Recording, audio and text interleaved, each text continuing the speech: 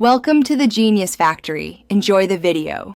You begin by clarifying the problem, what fingerprint signature you need and why it matters clinically.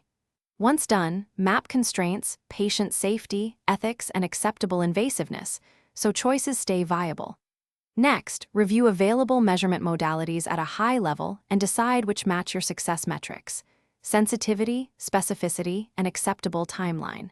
Make sure to record decision criteria and stakeholder needs. This guides later method selection without diving into procedural steps. This early framing saves time and reduces rework. You now choose an analytical approach by weighing feasibility against patient impact. Pick methods that are reproducible and minimally disruptive. Once chosen, plan a high-level data acquisition strategy that ensures representative sampling and meaningful controls, and include checks for data quality. Then outline a conceptual analysis pipeline, how you will preprocess signals, extract robust features that represent the fingerprint, and validate findings against your metrics. Make sure to document assumptions so you can revisit choices if results deviate. You finish by validating in stages. Run a pilot, replicate promising results, and use blinded comparisons to confirm findings.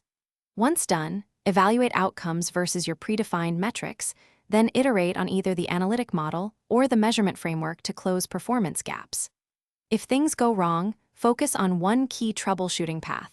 Verify data integrity and look for hidden biases or reproducibility failures. Then adjust high-level design decisions. Make sure to communicate limitations clearly to stakeholders before scale-up. Thanks for watching. If you found this helpful, don't forget to like and subscribe.